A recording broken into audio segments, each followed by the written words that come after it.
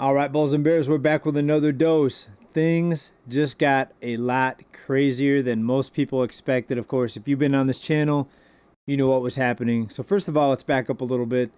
This economy has been propped up for decades on easy money, lending money out, people spending money they don't have, which made it look like the economy was growing, because when people spend money, that's called economic growth.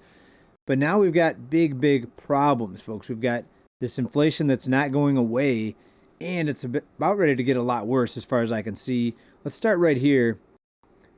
We've got the layoff announcements just soared to the highest since 2020. So we've got pandemic era numbers coming out here, and that's part of it because of the slashing of all the federal jobs. That's 1/3 of all those layoff announcements were the federal jobs. But even without that, it's still a very high number. It's still the highest we've seen in over a year. U.S. employers added a small amount of jobs and announced over 172,000 layoffs for February. That's up 245% from January, the highest count since July 2020. And folks, this is going to be very interesting to see how this plays out, because without stimulus checks, remember in 2020, this number of layoffs, people needed stimulus checks just to survive, just to get by. They also needed their mortgages canceled. They needed their rents canceled. We had to stop evictions. Here we are, over 4 years later from the onset of that health crisis. And we've got the same situation arising now with layoffs being just as bad, but without all the safety nets, without the stimulus checks, right? In this case, a lot of these people will get severances and pay packages to last them a few months. So it's not going to be all at once, but it is going to be very difficult to keep this entire economy from imploding with this many people laid off here. And we have the stock market not liking it. Take a look at the S&P 500. I told you months ago, with all the things that we're seeing right now, that I'm stepping away from this market. I'm stepping out of it. And for those of you that stepped away when I did, I mean, you're pretty happy you did. I mean, look at this decline in the S&P 500 just recently. It looks like a topping off pattern to me. So I'm going to be staying out of the markets until all this plays out. Dow Jones, same thing. We've got a topping off pattern right here, and another plunge of 427 points today on March 6th, which is Thursday, March 6th. And the pain is just getting started, folks, because without the stimulus checks and the forbearance and everything else that we saw in 2020, what's going to happen this time if those things aren't implemented? And remember, that's more spending. And you have the administration right now looking to cut spending, right? So obviously that's not going to work out too well for many people if we don't introduce the same rescue programs as we did back then. And again, we're talking about the stimulus checks, forbearance, moratoriums on evictions, cancellations on all the different payments, the car payments, utilities, all that stuff. So is it going to get wild and crazy? With those defaults now skyrocketing even more than they were previously, or if they do come in with all these assistance packages or rescue packages, whatever you want to call them, stimulus, it's going to make inflation even worse, because you're going to have a big drop off in the economy when it comes to production. Now, many would argue that these federal jobs, there was no production. They're saying that there was wasted jobs, right? And there's different sides, different opinions on that. There is a lot of wasteful jobs. They don't need to be out there. That things would function just fine without a lot of these people working at these federal jobs. That's my view. And if you differ, please let me know down in the comments. But I think most of us can agree that there is a lot of waste and there's a lot of unnecessary federal jobs out there. And if you remember, it was those jobs that padded the jobs numbers for a very long time, especially over the past 4, 5, 6, 7 years. It was the increase in that workforce, this federal workforce, that made the jobs added number look a lot better than it really would have been without all those jobs. And remember, they can just throw a bunch of money, helicopter money, and create all these jobs out of nothing, even though they may not be needed. And even before this kicks into full gear, look at what's already happening. Late car payments hit their highest level in decades, alarming economists. One economist professor calls these car loans a canary in the coal mine. And according to Fitch Ratings data, subprime borrowers at least 60 days past due rose to 6.56%. And folks, this is the highest number going back in quite a long time. And folks, take a look at this. This is the highest in more than 30 years. This goes beyond the financial crisis, right? This goes beyond anything we've seen in 30 years. And people are saying that nothing's happening, nothing's going on. You haven't noticed it yet. Most people haven't noticed it yet unless you watch this channel or other channels similar. But if you just look around in the real world, if you look at the car prices aren't crashing. You would think that with this many delinquent payments and late payments, you would see a big drop off in car prices. But remember, the banks are still propping this up with lending. So even with the car payments being late, banks are still loaning out money. They're currently not concerned about the late payments, right? Because basically you can just refund all these banks or liquefy all these banks at the click of a mouse, right? So that's why these bubbles are remaining inflated. That's why prices aren't coming down in autos, home insurance, cost of living, because you have this unlimited money creation capability behind the scenes, right? So think about this.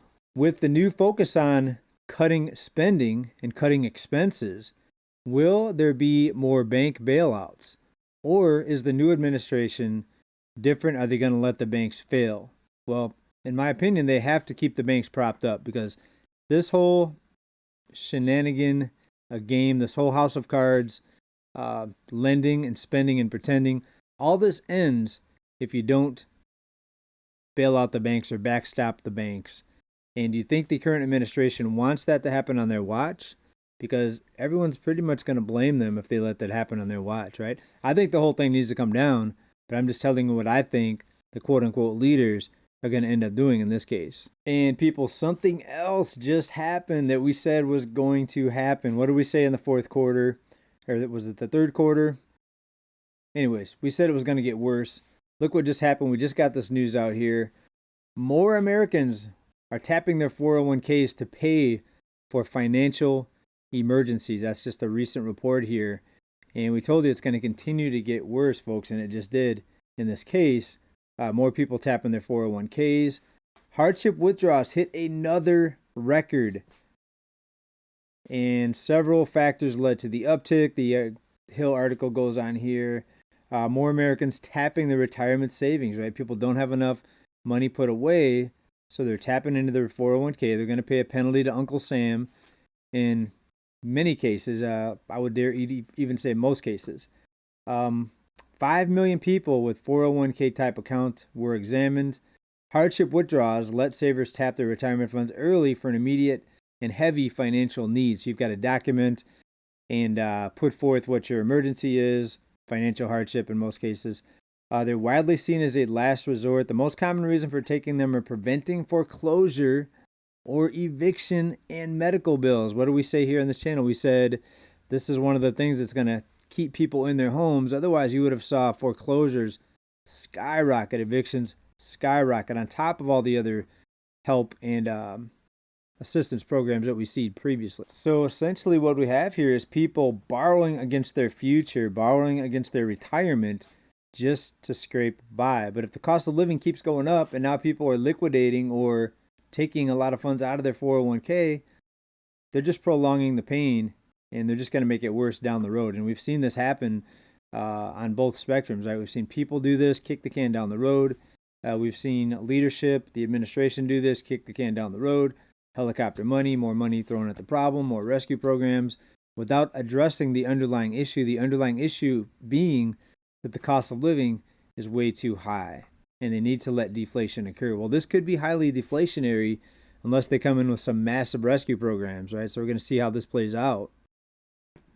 And we've got a backlash happening right now against the current administration and from people that even previously supported the administration. Take a look at this out of AP. Veterans fired from federal jobs say they feel betrayed as they voted for the current administration, hoping for their life to get better, and turns around, they got fired. So veterans, folks, getting fired from their jobs. They're just cutting. They're taking an axe and cutting. They're not looking at who's a federal worker, who wanted which candidate. They're not looking at any of that.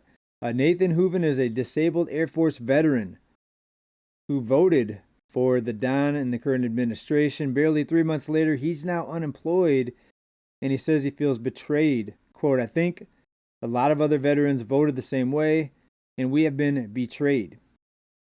He was fired in February from a Virginia medical facility for veterans. Quote, I feel like my life and the lives of so many like me, so many that have sacrificed so much for this country, are being destroyed. That's some pretty heavy words there. Life being destroyed.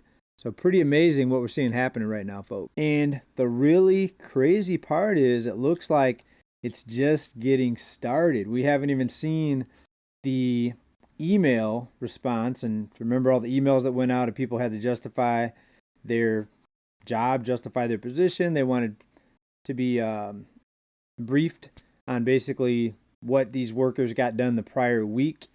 And if it was a no reply, they considered the job vacant. And all these people are just going to get laid off. So the cuts are likely going to get even a lot worse from here. And we're already worse than what we have seen since 2020, basically, since July 2020. That would be, 5 years in a few months from now, it'll be 5 years, the worst in 5 years. So we'll see how this plays out, folks. But a lot of people feel betrayed. They feel like they've been taken for a ride, whatever you want to call it. They feel like they've been basically punished. All right, something else we said was going to get worse. Remember the record trade deficit to close out 2024 in December? Well, it just hit another record in January. U.S. trade deficit surges to another record ahead of the tariffs. So something else that just got worse, and it's going to continue to get worse until the underlying issue is fixed. And that's the thing that I don't think anyone is actually acknowledging, that they're not addressing the underlying issue here, right? If they want to address the underlying issue, you've got to fix the way money is loaned out. Banks shouldn't be allowed to just loan out endless amounts of money without actually having the money, right? That's a scam. You and I can't do that. We can't go out and earn interest by loaning out money that we actually don't have, right? That would be illegal if we tried that, pretty much. The banks, they're allowed to do that. So they're going to have to bring down the whole banking system, right, to make this work. Because, again, the banking system, the way money is loaned out, is the reason for the cost of living being so high. Other reasons as well, but that's the backbone. You know what I'm saying? That's the beginning or the foundation of everything else. All right, we've got Walmart out there asking China suppliers for price cuts to offset the tariffs. So basically, they're just asking for stuff for cheaper, which they could have done originally, but now with the tariffs, they're just asking for price cuts. So will these Chinese manufacturers be able to still turn a profit if they give price cuts, which they're doing to try to offset the tariffs, right? This is completely crazy, completely bonkers, completely wacky, but this is what's happening. That one's out of Bloomberg. And this is going to be a grab your popcorn moment, folks, for the next few months, the next few years possibly. I think things are going to get even crazier, even wilder. We've never seen this type of inflationary threat at a time when debt levels are already where they're at a time when defaults are surging like they're surging right now. Again, the late car loans, the worst in almost 5 years. And we have nothing but threats of higher prices, higher cost of living ahead of us, right? That's where we're at, folks. And it's going to get wild. It's going to get wacky. And pick your turn. Please let me know what you think about this down below here. Let's see what it says here. Another report here at The Hill. Majority says U.S., not other countries, will feel the brunt of these tariffs. Now, we showed you in our last report how dependent both Canada and Mexico are on, dependent on the USA. Was it 30% of imports, or exports rather, 30% of Mexico's exports rely on the U.S., almost 20% of Canada's exports rely on the U.S., right? So if exports are dropped significantly or even slowed down, both Mexico and Canada are going to feel the pain as well. So it's not just going to be the U.S. There's people out there saying the U.S. is not going to feel anything. It's always going to be the other countries. Other people say it's going to be spread evenly. Nobody knows for sure, but it's going to be very interesting to watch how it plays out. That's for sure. Something else just announced: the Department of Education is going to be abolished. Right? How many thousands of jobs is that going to be, and how much worse is it going to make?